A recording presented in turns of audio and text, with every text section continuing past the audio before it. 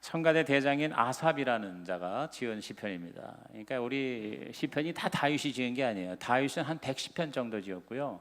나머지 한 40편 정도를 다른 사람들이 지었어요. 이제 그 중에 우리 여기 성가대 오늘 연주했습니다만은 그 음악을 맡은 분들이 이 시편을 좀 지었습니다. 왜냐하면 이 시편은 말 그대로 일종의 그 노래 가사예요. 노래 가사.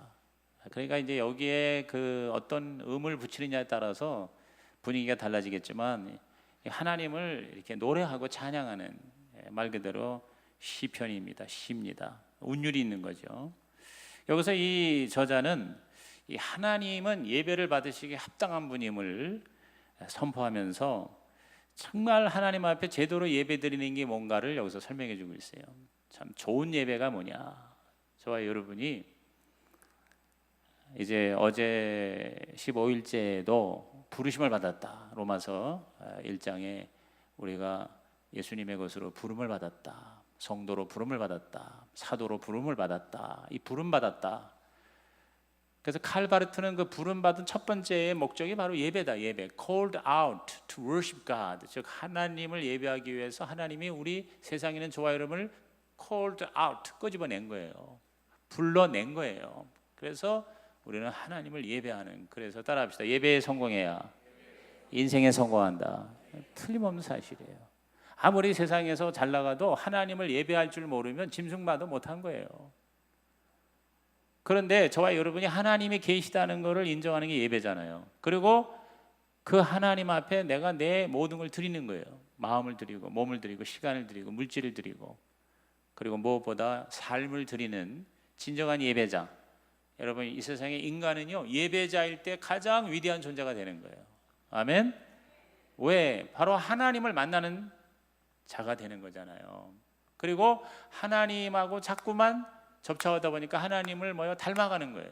그러니까 예배를 진정으로 자주 드리면 점점 우리는 거룩해집니다. 할렐루야. 믿으십니까? 근데 예배에 소홀히 하다 보면 아무래도 우리는 세속화돼요. 세상의 이 어마어마한 이 죄의 영향력을 어떻게 우리가 피할 수 있겠어요? 그렇죠? 뭐 이렇게 도깨비 혼란식으로 무섭게만 접근하는 게 아닙니다. 기가 막히게 아름다운 모습으로 여러분 우리를 유혹합니다. 그래서 우리들의 모든 시선, 우리들의 모든 집중과 우리들의 모든 에너지를 진짜 투입해야 될 곳에 투입하지 못하게 하는 거거든요. 그러니까 점점 뭐냐면 예배가 언저리가 되는 거예요. 변두리가 되는 거예요. 삶의 우선순위에서 밀리는 거예요. 그렇지 않습니까? 오늘 적어도 이 금요 기도회에 나오신 여러분이야말로 여기 앉아 있다는 것만으로도 여러분은 정말 하나님의 특별한 사랑을 받을 대상임을 믿습니다. 왜? 예배자니까. 그러면 이왕 예배 드리는 거 좋은 예배가 되기를 바랍니다. 좋은 예배가 뭔가에 대해서 첫째, 좋은 사람이 모여야 돼요. 좋은 사람이 모여야 된다. 시작. 좋은 사람이 모여야 된다. 저는 이 말을 굉장히 좋아해요. 좋은 예배는 좋은 예배자가 만드는 거예요. 좋은 예배자가 좋은 예배를 만든다. 시작. 좋은 예배자가 좋은 예배를 만든다. 그러니까 하나님 앞에 정말 이 말씀으로 잘 양육이 되고 훈련이 되고 교회가 뭐고 예배가 뭐고 인생의 진정한 가치가 뭔가 이것을 잘 이렇게 훈련이 된 성숙한 사람들이 예배를 드릴 때 여러분 그 예배는 바로 예배의 질이 달라지잖아요. 그래서 굉장히 그 견고하게 이렇게 제자 양육이 되고, 그리고 정말 말씀과 기도로 항상 하나님 앞에 경건한 삶을 사는 문화적 이런 교회 문화적인 분위기가 있는 곳에 가보면 예배가 다르잖아요. 뭐 설교가 잘 좋고 나쁘고를 떠나서 예배자가 좋은 예배자가 되면 좋은 예배가 된다 그 말이에요. 동의하시죠? 그래서 저와 여러분은 좋은 예배자가 되자. 시작. 좋은 예배자가 되자. 좋은 사람이 많이 모여야 돼. 정말 하나님을 사랑하고 정말 그 예배의 간절한 그런 인카운터를, 하나님과의 만남을 진심으로 사모하는 사람들이 모이면 또 많을수록, 그러면 그 예배는요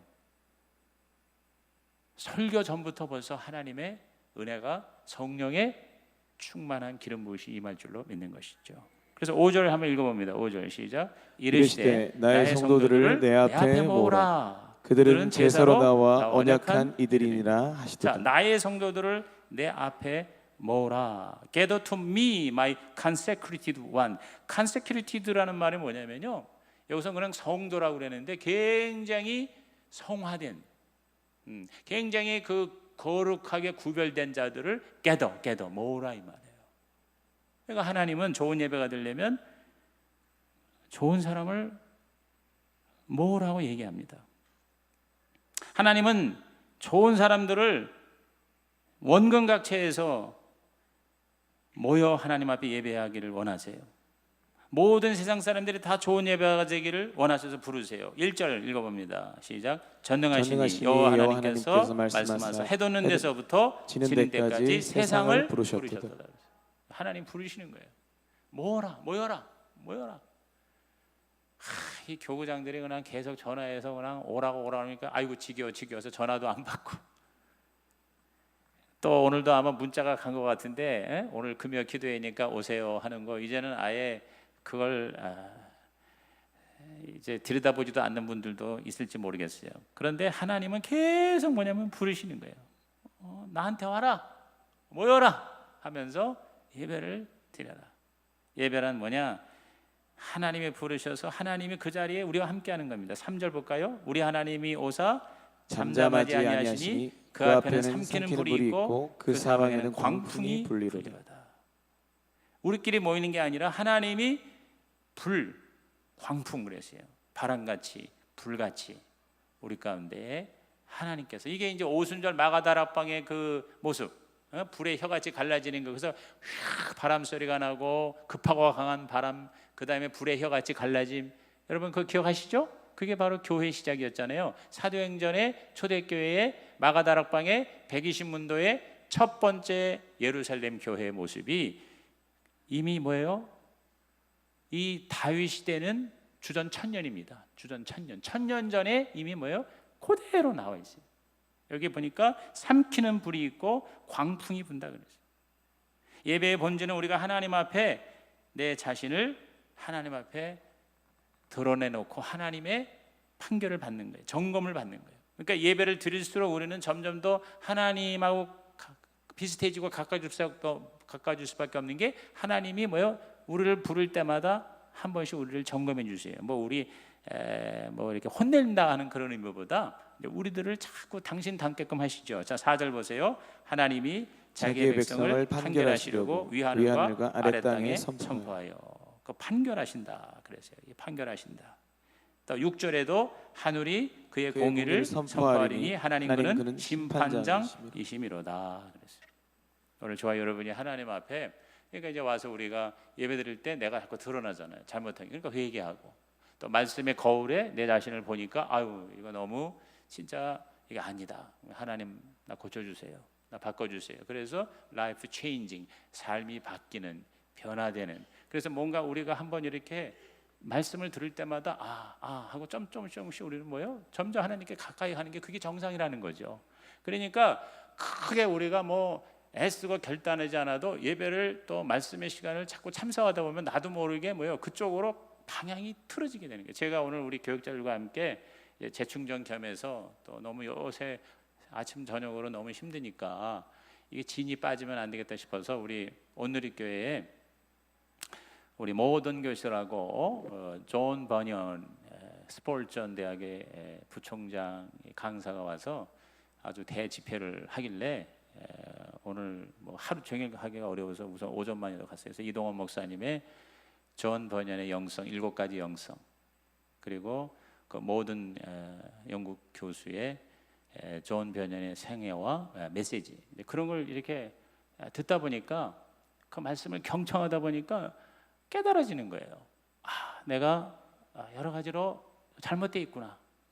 정말 이렇게 훌륭한 사람이 있구나. 그 존 버년이 지금으로부터 거의 한 400년 전 사람이거든요. 1600년대 사람이거든요. 그 존 버년이 정말 그 하나님의 종으로서 하나님의 그 복음을 외치다가 그 설교 못하게 핍박을 받고, 그리고 감옥에 갇히고, 근데 그 감옥에 갇혔기 때문에 오히려 그 성경 다음으로 많이 읽힌다는 이른바 필그림스 프로그레스, 즉 이 철로 역정이라는 이 위대한 영적인 그런 유산, 이거를 사실 가장 위대한 기독교 문학이 단테의 신곡인데, 이 단테의 신곡은 사실은 캐톨릭 교회의 정수예요. 단테의 신곡의 3분의 1은 연옥에 대한 얘기인데, 연옥은 사실 성경적이지가 않은 거거든요. 그런데 이 개신교 프로테스탄트, 이 기독교 개신교의 최고봉의 여러분 문학 작품이 바로 철로역정이잖아요. 근데 그 철로역정이 우리가 그냥 많이 듣고 뭐 대강 읽고 했는데, 아주 심층적으로 오늘 그거를 해부하면서 역시 그 이동원 목사님이 그 7가지 영성, 구원의 영성부터 완주의 영성까지, 그래서 그것들이 이렇게 말씀을 우리가 경청하고 하나님 앞에 아멘 아멘 하면서 그것이 말씀이 계속 나를 새롭게 하더라고요. 우리 교육자들에게 새로운 도전을 주는 거예요.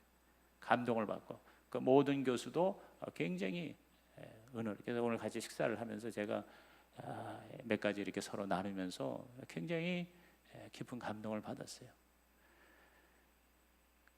오늘 저와 여러분이 하나님 앞에 좋은 예배자가 돼야 되겠다고 결심만 해도 상상할 수 없는 하나님의 은혜가 우리에게 임할 줄로 믿습니다.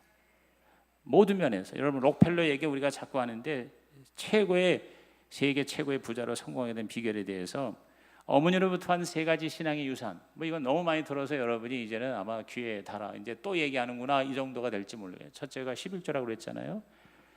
그는 20센트씩 받은 용돈에서부터 11조를 해서 6살 때부터 11조를 하다 보니까 일평생 회사를 운영하면서도 회사의 11조를 관리하는 사람만 한 20-30명을 직원을 들 정도로.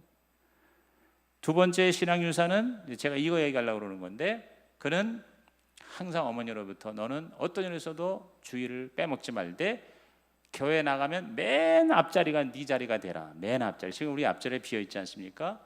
철저하게 맨 앞자리는 너는 뺏기지 말아라.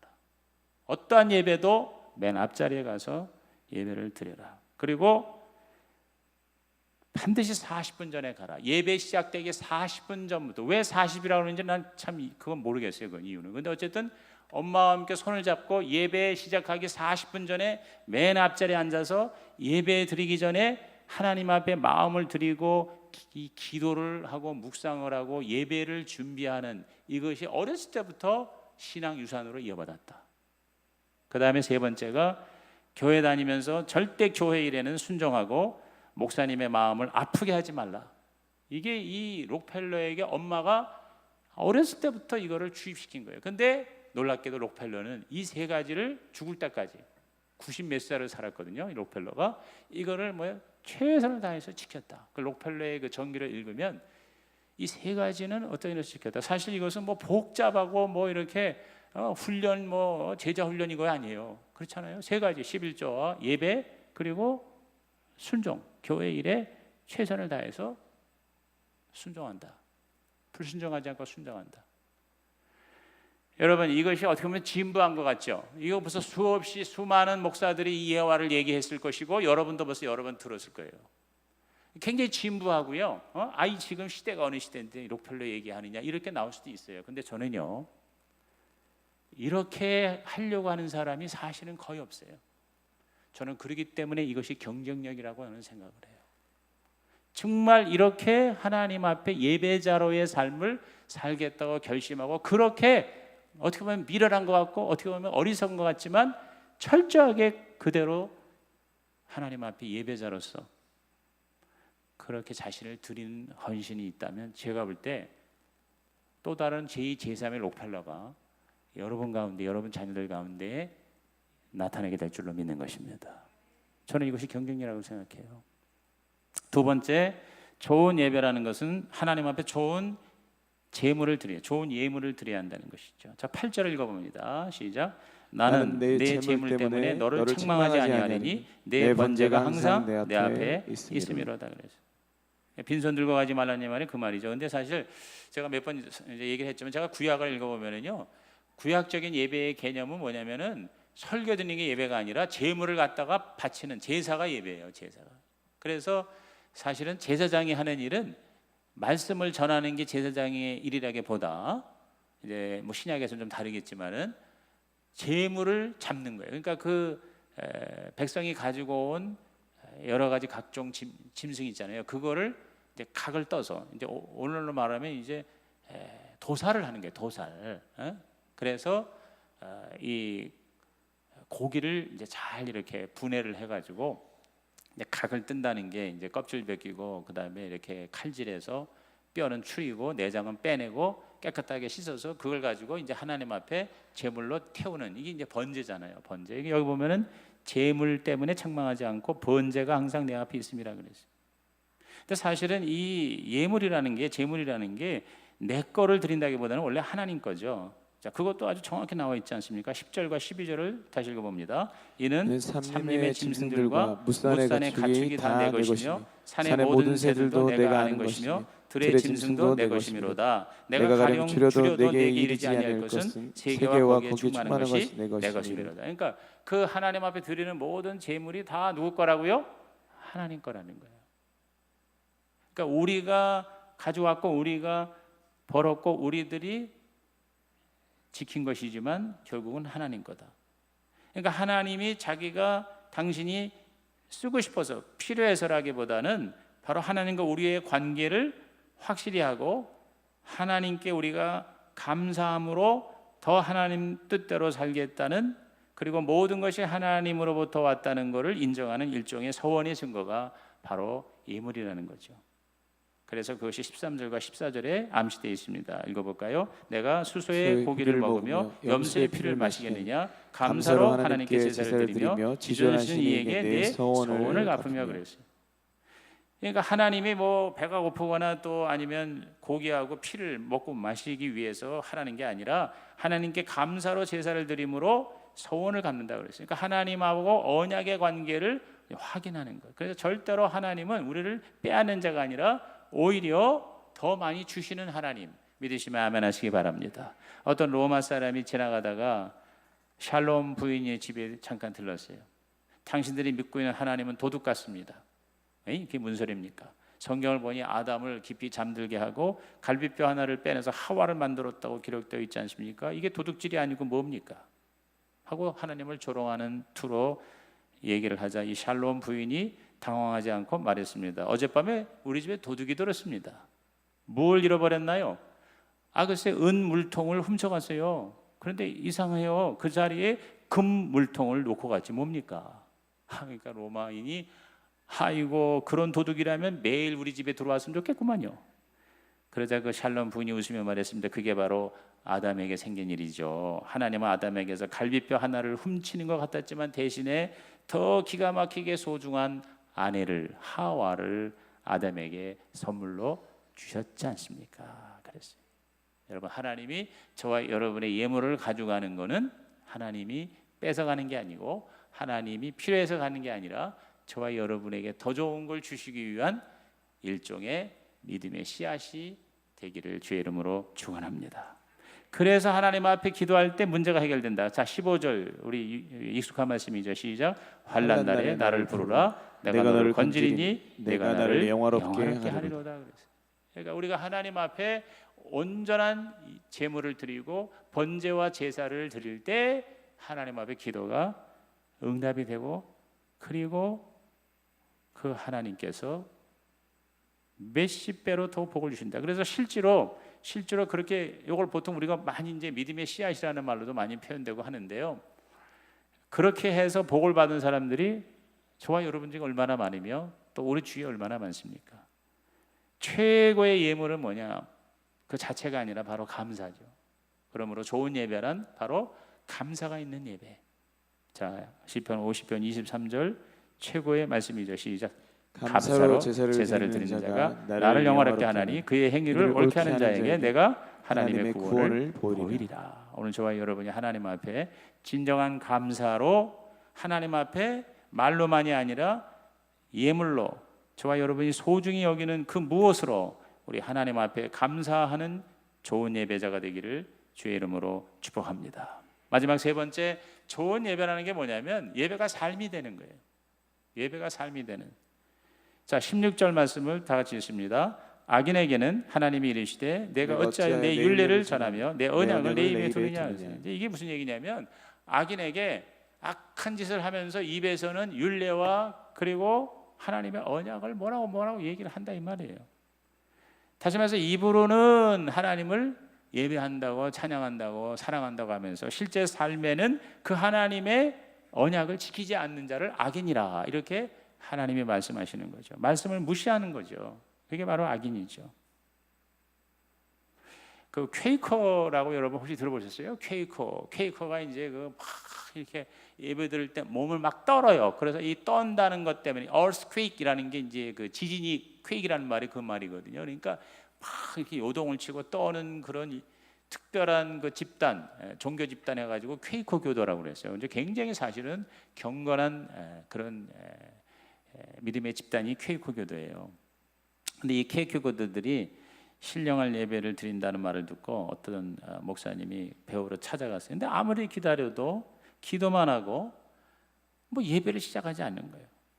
그래서 1시간이 지나도 계속 그냥 묵상하고 기도만 하는 거예요. 그래서 도대체 언제 예배가 시작되냐? 뭐 이렇게 이거 왜 언제 예배 시작되는 거예요? 그랬더니 그들이 말하기를 우리의 예배는 이 예배당을 나가는 순간부터입니다. 그랬다는 거예요. 유명한 얘기인데요. 우리의 예배는 이 예배당을 나가는 순간부터입니다.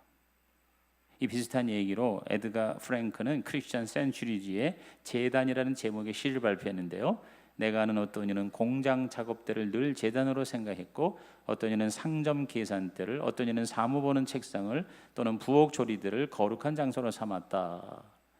다시 말해서 우리의 평범한 환경이 길가의 성전이 되어야 하리라 그랬어요.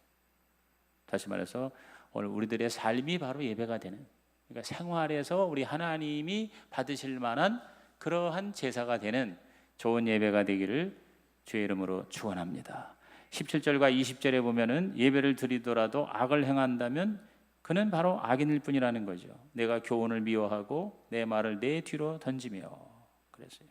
도둑을 본즉 그와 연합하고 간음하는 자들과 동료가 되며 내 입을 악에게 내어주고 내 혀로 거짓을 꾸미며 앉아서 내 형제를 공박하며 내 어머니의 아들을 비방하는도다 그랬어요.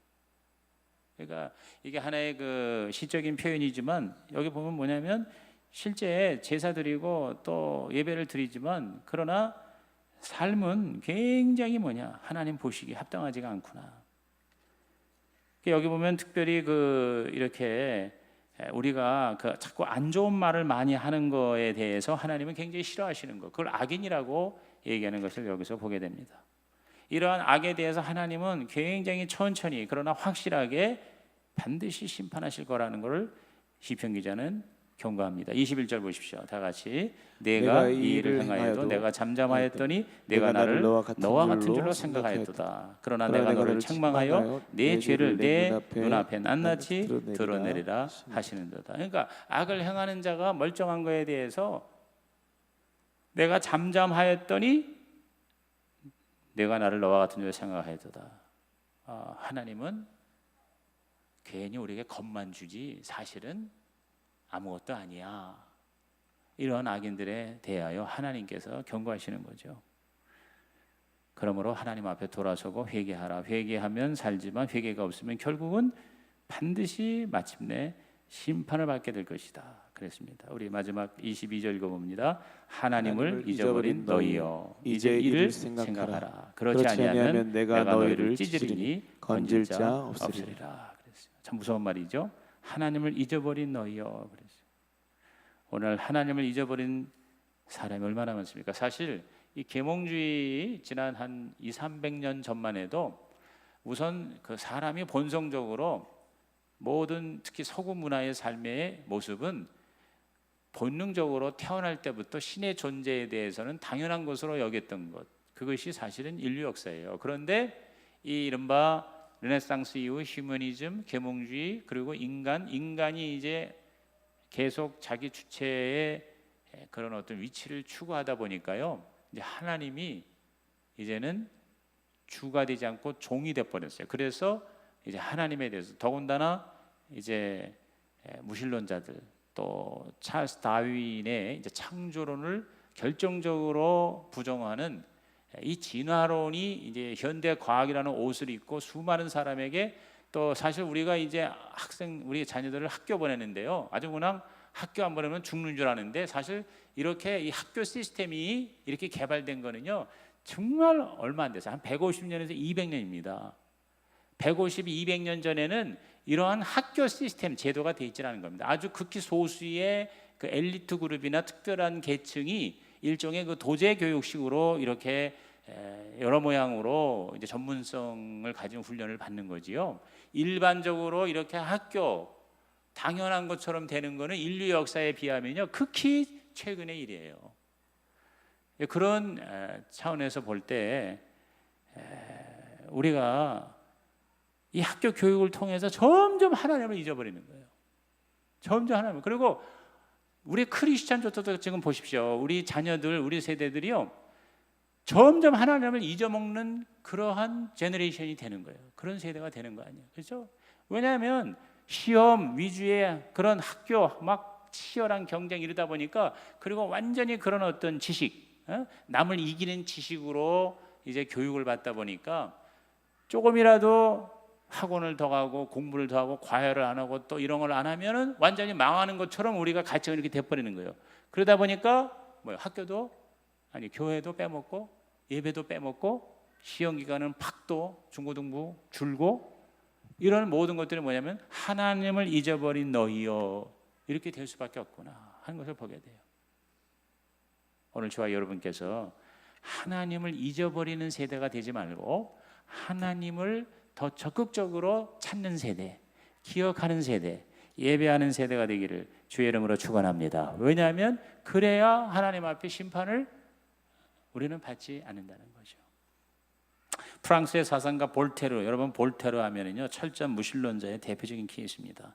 그는 신의 존재를 부인하는 글을 집필해서 자기가 운영하는 인쇄소에서 책을 출간했어요. 프랑스 국민들은 이 볼테르의 글과 연설에 갈채를 보냈습니다. 그런 말했습니다. 100년 후에는 지구상에서 하나님의 존재를 믿는 미신가들이 완전히 사라질 것입니다. 만약 하나님이 존재한다면 이렇게 욕을 퍼부는 나를 가만두겠습니까?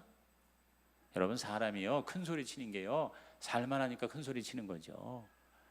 죽을 지경에 이르면은요 아이고 하나님 나 살려주세요 이 말밖에 나오지 않는 거죠. 사실 볼테르가 죽기 전 6개월에 여러분 치명적인 불치병에 걸렸습니다. 그는 죽음에 대한 공포에 몸을 떨며 의사에게 6개월만 더 생명을 연장해달라고 애걸복걸했습니다. 결국은 죽음 직전에 그는 이렇게 탄식하며 갔다고 전해집니다. 이제 나는 지옥불에 들어가는구나. 볼테르가 세상을 떠난 지가 한 200여 년 지났어요 지금요. 여러분 그러나 한 사람도 하나님의 존재를 믿는 미신 섬기는 사람이 한 사람도 이제 없을 것이다. 100년 후에는. 여러분 그렇습니까?